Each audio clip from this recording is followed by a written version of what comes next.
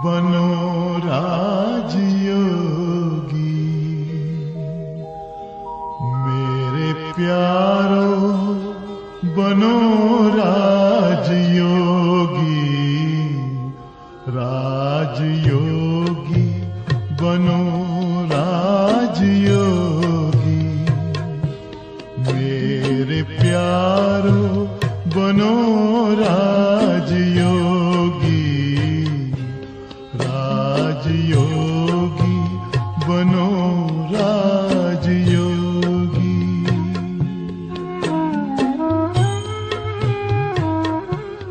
जिंदगी में परम शांति होगी मेरे प्यारो, बनो राजयोगी, राजयोगी बनो राजयोगी।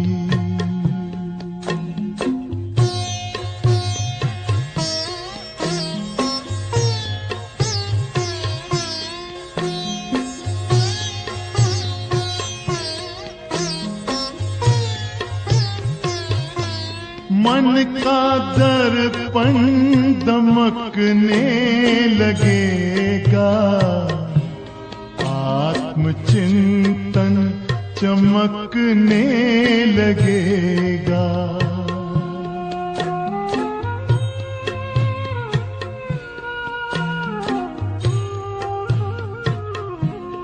मन का दर्पण दमकने लगेगा, आत्मचिंतन चमकने लगेगा।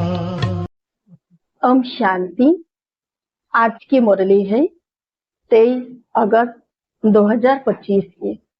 बाबा कहते, मीठे बच्चे, बाप आए हैं तुम्हारा ज्ञान रत्नों से श्रृंगार कर वापस घर ले जाने, फिर राजाई में भेज देंगे तो अपार खुशी में रहो, एक बाप से ही प्यार करो। तो बाबा हमें क्या कहते हैं, हमारा श्रृंगार करने के लिए आए हैं। किसका श्रृंगार करने? आत्माओं का। ज्ञान गुण और शक्तियों से हर रोज बाबा हमें ज्ञान रत्नों से श्रृंगार कर रहे हैं। तो इसलिए बाबा कहते हैं हमें इस खुशी में सदैव रहना है। प्रश्न है, अपनी धारणा को मजबूत यानी पक्का बनाने का आधार क्या है?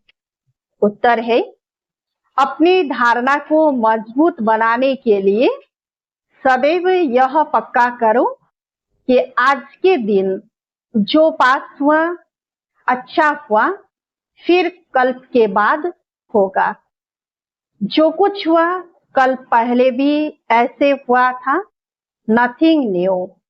यह लड़ाई भी 5000 वर्ष पहले लगी थी, फिर लगेगी जरूर। इस भंबोर का विनाश होना ही है। ऐसे हर पल ड्रामा की स्मृति में रहो तो धारणा मजबूत होती जाए। तो बाबा क्या कहते हैं कि नया कुछ भी नहीं हो रहा है, जो कुछ भी अभी हो रहा है 5000 वर्ष पहले भी हुआ था, अब भी हो रहा है, फिर होगा। इसलिए बाबा कहते हैं नथिंग न्यू। अच्छा, आज बाबा ने गीत सुनाया, दूर देश का रहने वाला। ओम शांति। बच्चे पहले भी दूर देश से पराये देश में आए हैं, अब इस पराये देश में दुखी है, इसीलिए पुकारते हैं अपने देश घर ले चलो। तुम्हारी पुकार है ना, बहुत समय से याद करते आए हो तो बाप भी खुशी से आता है। जानते हैं मैं जाता हूँ बच्चों के पास, जो बच्चे काम चिता पर बैठ जल गए हैं उन्हों को अपने घर भी ले जाऊं और फिर राजाई में भेज दूं। उसके लिए ज्ञान से श्रृंगार भी करूं। बच्चे भी बाप से जास्ती खुश होने चाहिए, जबकि बाप आए हैं तो उनका बन जाना चाहिए, उनको बहुत लव करना चाहिए। बाबा रोज समझाते हैं आत्मा बात करती है ना। बाबा 5000 वर्ष बाद ड्रामा अनुसार बाप आए हैं, हमको बहुत खुशी का खजाना मिल रहा है। किस लिए खुशी का खजाना मिल रहा है?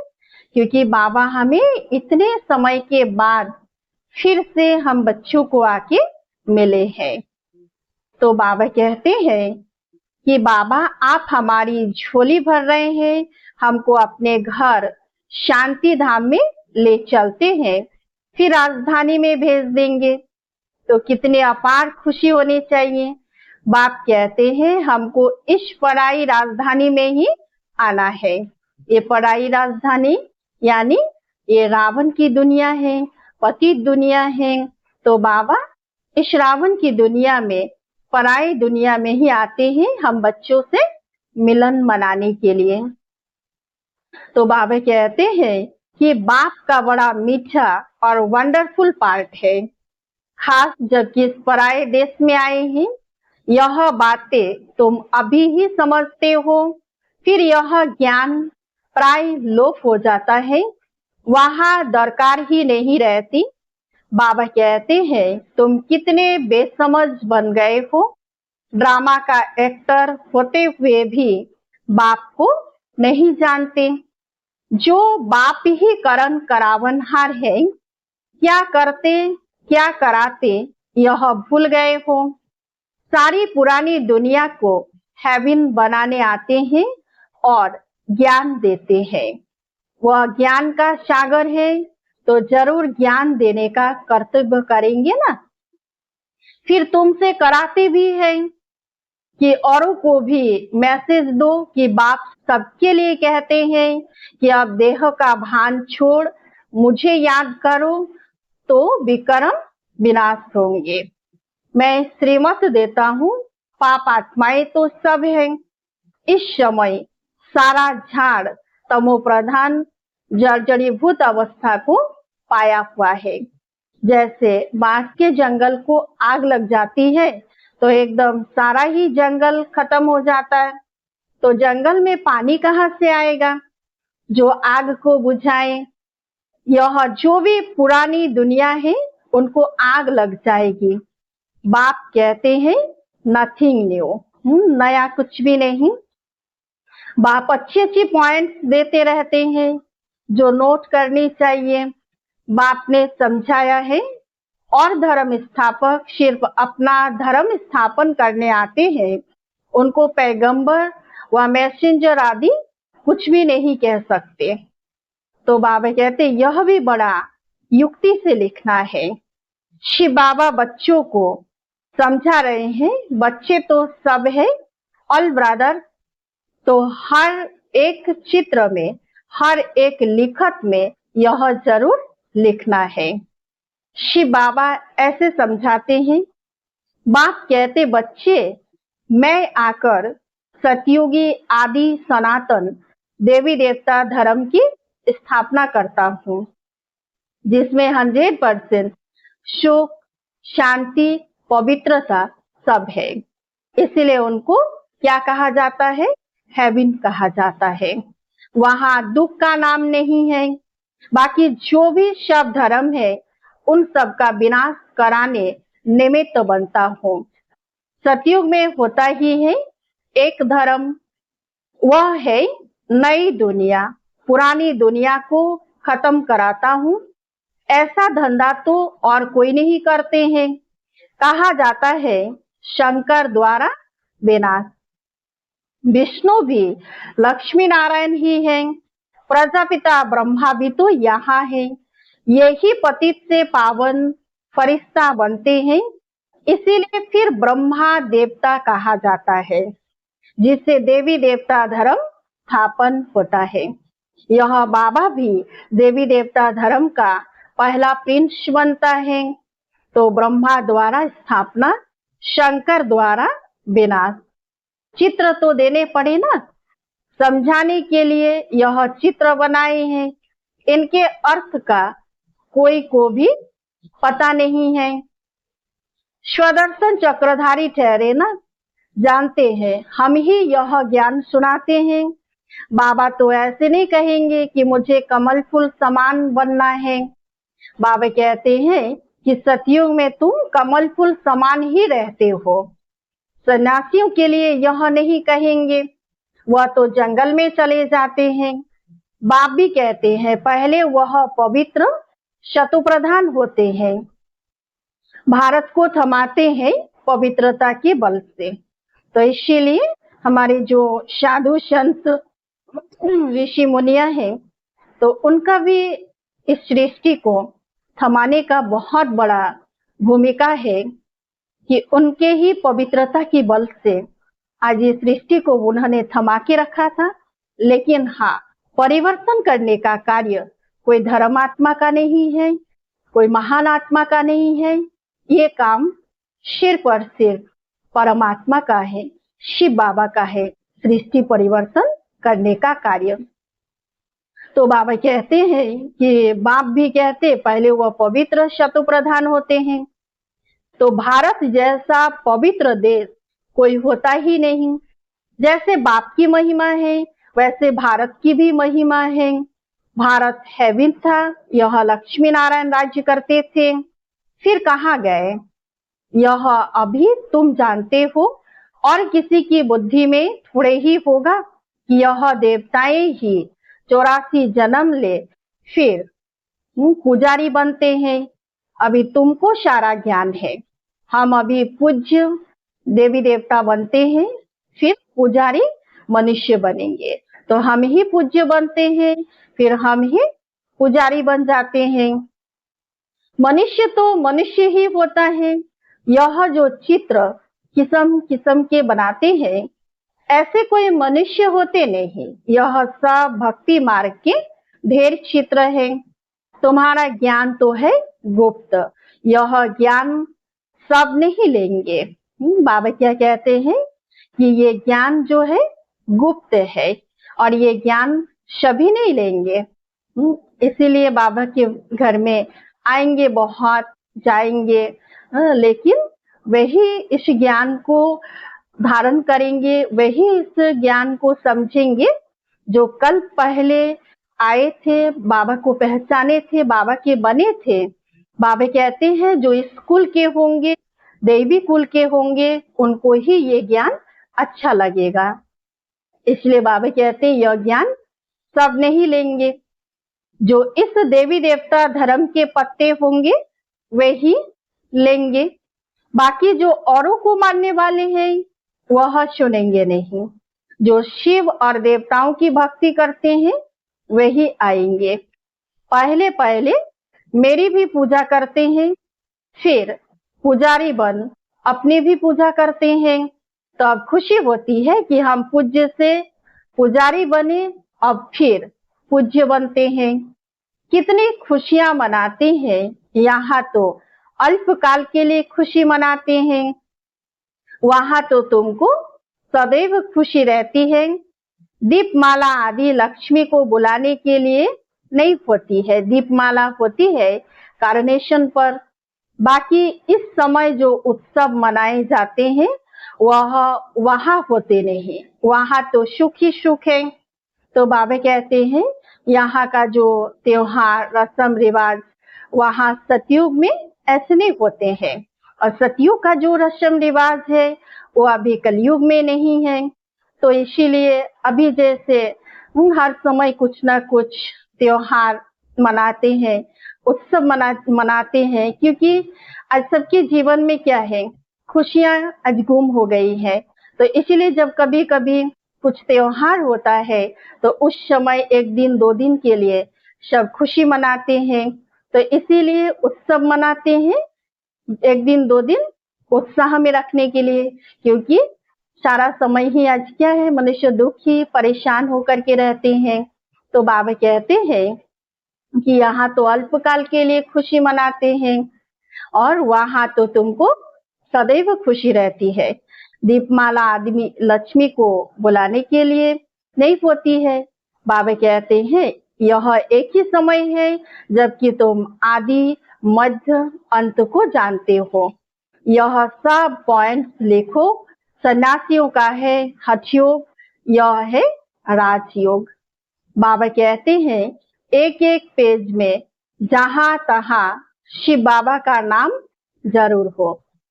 शिव बाबा हम बच्चों को समझाते हैं निराकार आत्माएं अब साकार में बैठी है, तो बाप भी साकार में समझाएंगे ना।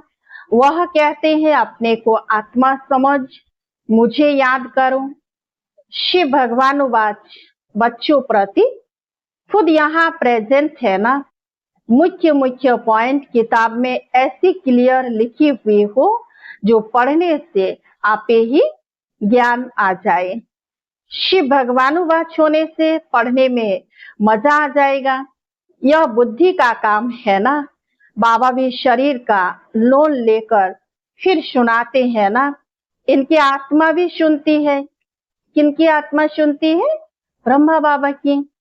तो बाबा कहते हैं बच्चों को नशा बहुत रहना चाहिए, बाप पर बहुत लव होना चाहिए। यह तो उनका रथ है, यह बहुत जन्मों के अंत का जन्म है। इनमें प्रवेश किया है ब्रह्मा द्वारा।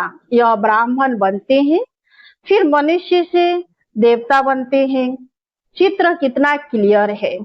भल अपना भी चित्र दो, ऊपर में व बाजू में डबल सिरताज वाला।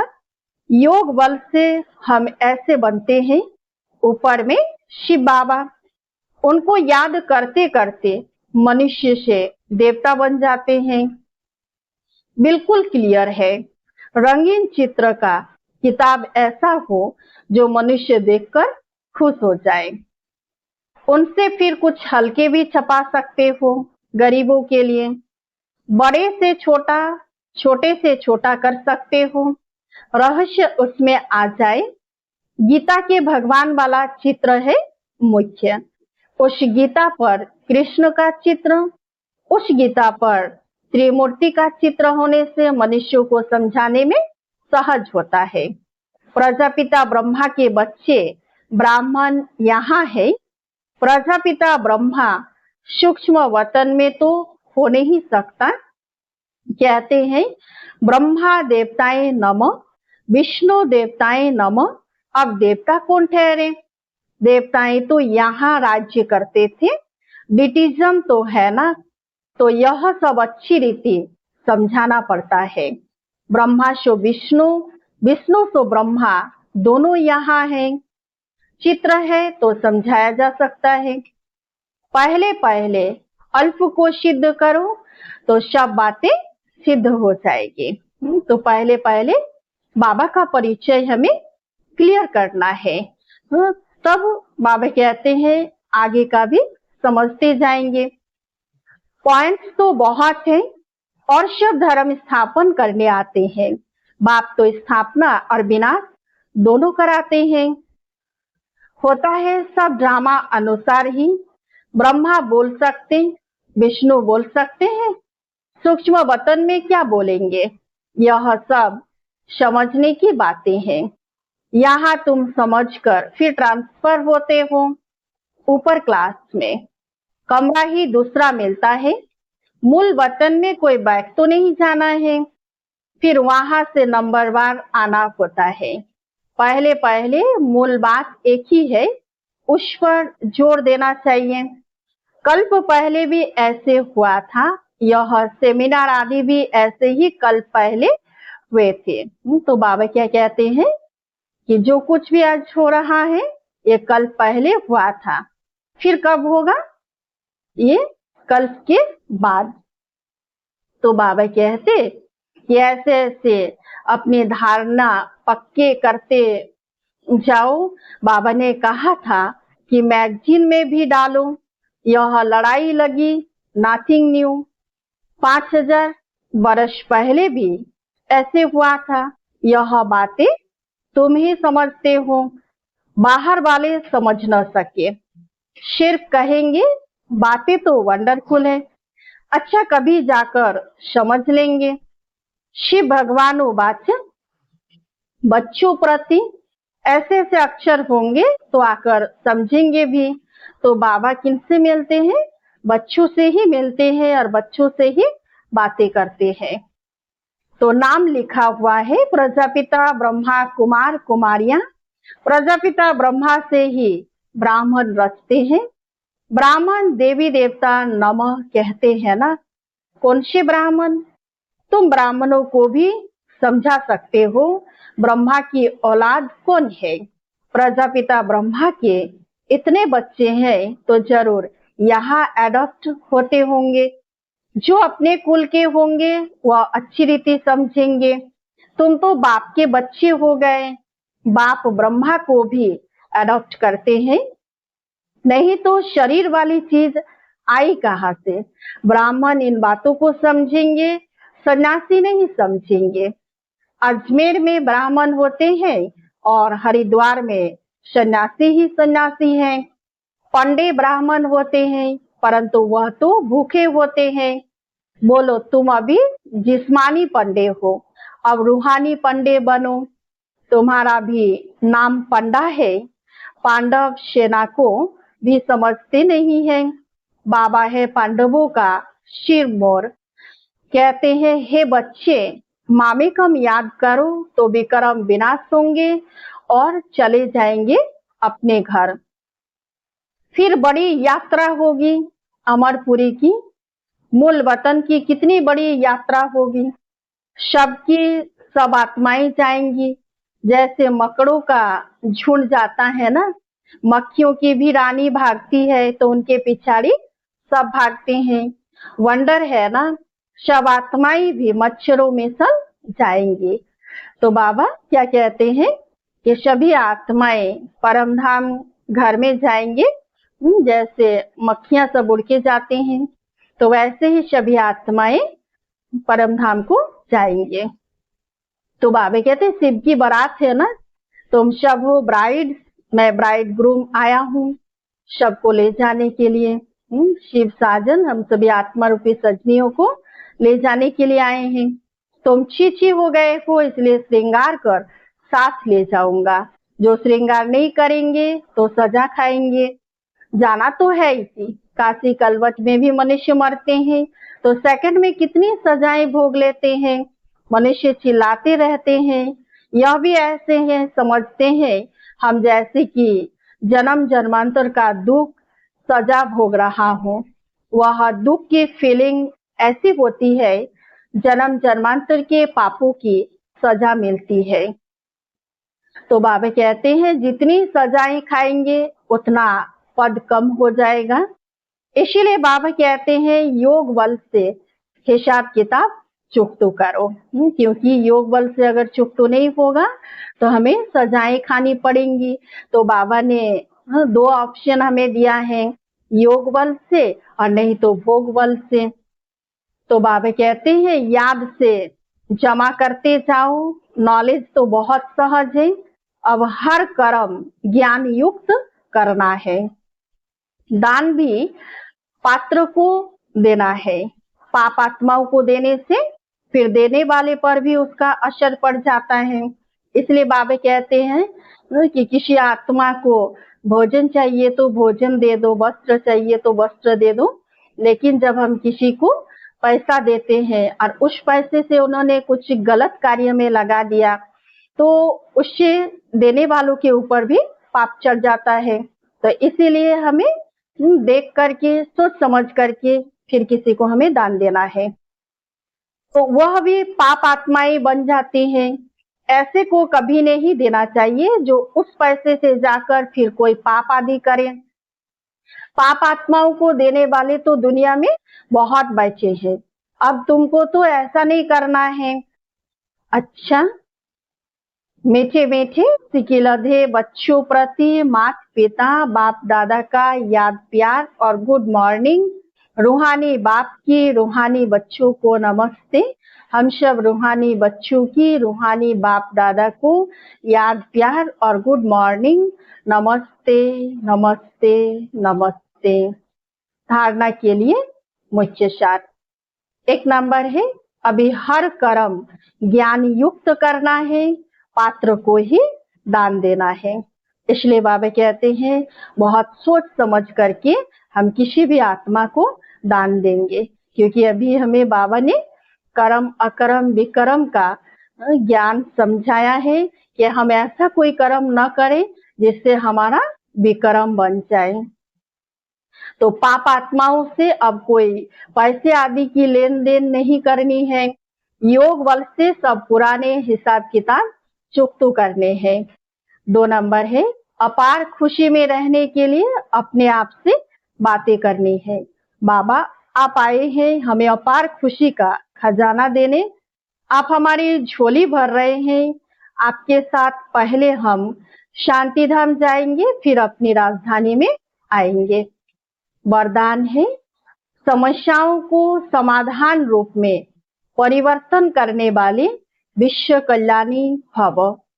समस्याओं को समाधान रूप में परिवर्तन करने वाले विश्व कल्याणी भव। मैं विश्व कल्याणी हूँ। अब इस श्रेष्ठ भावना, श्रेष्ठ कामना के संस्कार इमर्ज करो। इस श्रेष्ठ संस्कार के आगे हद के संस्कार स्वतः समाप्त हो जाएंगे। समस्याएं समाधान के रूप में परिवर्तित हो जाएंगी। अब युद्ध में समय नहीं गवाओ, लेकिन विजयीपन के संस्कार इमर्ज करो। अब सब कुछ सेवा में लगा दो तो मेहनत से छूट जाएंगे। समस्याओं में जाने के बजाय दान दो, वरदान दो तो स्व का ग्रहण स्वतः समाप्त हो जाएगा। स्लोगन है, किसी की कमी कमजोरियों का वर्णन करने के बजाय गुण स्वरूप बनो, गुणों का ही वर्णन करो। अव्यक्त इशारे, सहज योगी बनना है तो परमात्मा प्यार के अनुभवी बनो। बच्चों, बाप का बच्चों से इतना प्यार है जो अमृत बेले से ही बच्चों की पालना करते हैं। दिन का आरंभ ही कितना श्रेष्ठ होता है। स्वयं भगवान मिलन मनाने के लिए बुलाते हैं, रूह रिहान करते हैं। बाबा हमारे से बातें करते हैं, शक्तियां भरते हैं। बाप की मोहब्बत के गीत आपको उठाते हैं। कितना स्नेह से बुलाते हैं, उठाते हैं। मीठे बच्चे, प्यारे बच्चे आओ। तो इस प्यार की पालना का प्रैक्टिकल स्वरूप है सहज योगी जीवन। अच्छा, ओम शांति। पथ पर जरा चल के देखो, सारा जीवन महकने लगेगा। सारी काया हो, सारी काया बनेगी निरोगी। मेरे प्यार बनो राजयोगी, राजयोगी बनो राजयोगी। योग मानव को संयम सिखाता, संतुलन आचरण में लाता। आत्मा और परमात्मा का ये मिलन हर घड़ी है कराता। योग महिमा हो, योग महिमा कभी